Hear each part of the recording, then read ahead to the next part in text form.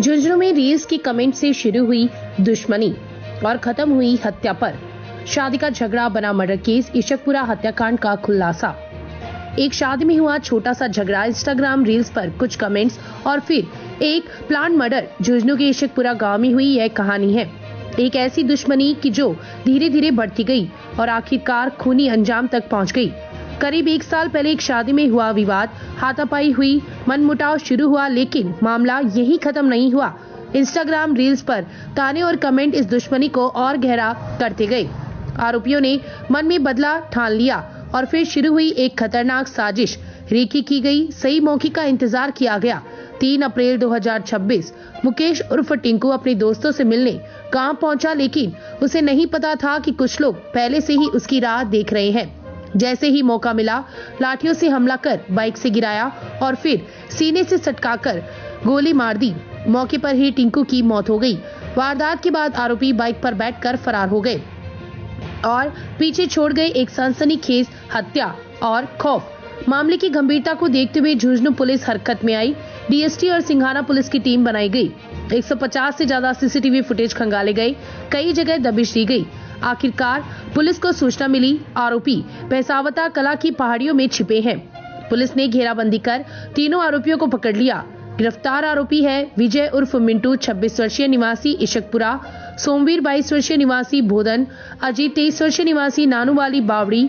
एक छोटी सी रंजिश सोशल मीडिया की नोकझोंक कैसे एक जानलेवा साजिश में बदल सकती है, यह घटना इसका बड़ा उदाहरण है। फिलहाल पुलिस मामले की गहराई से जांच कर रही है और आरोपियों से पूछताछ जारी है। इस पूरे मामले का खुलासा आज झुंझुनू एसपी काविंद्र सिंह सागर ने प्रेस वार्ता में किया। ऐसी ही सच्ची और बड़ी खबरों के लिए जुड़े रहें शेखावाटी लाइव के साथ। जानते हो कि 3 तारीख को सिंघाना जो हमारा थाना है उसका एक गांव है इशकपुरा, वहाँ पे एक मर्डर की वारदात हुई थी जिसमें मुकेश नाम के व्यक्ति को गोली मारकर उसकी हत्या कर दी गई थी। तो जैसे ही उसकी सूचना हमारी थाना पुलिस को मिली, तुरंत हमारे जो एसएचओ हैं और सीओ वगैरह हैं वो सब लोग मौके पर पहुँचे और तब तक वो डेड बॉडी को लाके और सीएचसी में रखा जा चुका था। तो जैसे ही सबकी सूचना मिली, हमारे द्वारा विशेष टीमों का गठन किया गया। कई टीमें हमने अपने कई एसएचओज और कई सीओज को इस पूरी घटना के खुलासे में लगाया हुआ था।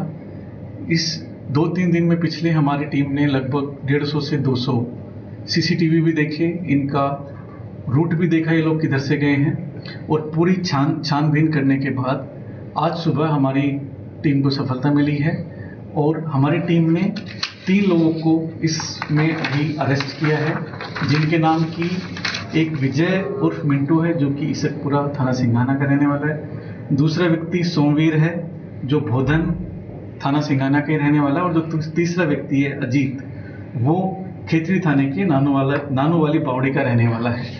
इन तीनों लोगों को हमारी सिंघाना पुलिस ने आज सुबह इनको अरेस्ट किया है। इसमें जो विजय सिंह है जो मेन मुलजिम है जिसने की गोली चलाई थी, उसके 7 मुकदमे हैं। पहले भी ये जेल में गया है और कुछ दिन पहले ही ये जेल से छूट के आया है। जो अब तक हमारे इन्वेस्टिगेशन से है कि ये जो मुकेश है मृतक और जो विजय है, इनमें आपस में कोई पुरानी रंजिश चल रही थी। पहले भी कोई 1 साल पहले भी लगभग इनमें कोई आपस में मारपीट हुई थी और सोशल मीडिया में भी एक दूसरे को लेके कोई कमेंट हुआ था। उन सब चीज़ों को लेके इनमें रंजिश चल रही थी।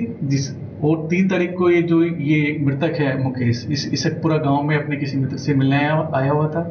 उसी दौरान इन्होंने प्लानिंग करके और पहले इसको मोटरसाइकिल से गिरा के और फिर इस पे फायर करके इसकी हत्या की थी। इसके बारे में हम डिटेल अभी इन्वेस्टिगेशन कर रहे हैं, क्योंकि इनकी रंजिश लगभग पिछले 1 साल से चल रही थी और ये अभी 20 दिन पहले लगभग ये जेल से छूट के आया था विजय। तो इसके बारे में भी हम इसे डिटेल इन्वेस्टिगेशन कर रहे हैं। गांव है पास में ही, लगभग 10 किलोमीटर है वहाँ से, इशकपुरा से भैसावता कला, वहाँ की पहाड़ियों से इनकी गिरफ्तारी की है। ये वहीं पे ये अलग अलग जगह फरारी काट रहे थे। ये लगातार इधर उधर इनका जाना हो रहा था, नीम का थाना की तरफ भी था, सिकर की तरफ भी था। तो ये लोग छुपते घूम रहे थे। हमारी टीमें लगातार कैमरे वगैरह देख के इनकी लोकेशंस ट्रेस कर रहे थे। आज सुबह हमने यहाँ पे इनको इस जगह से गिरफ्तार किया। वही कह रहा हूँ कि इनकी कोई मारपीट हुई थी, 1 साल पहले आपस में झगड़ा हुआ था।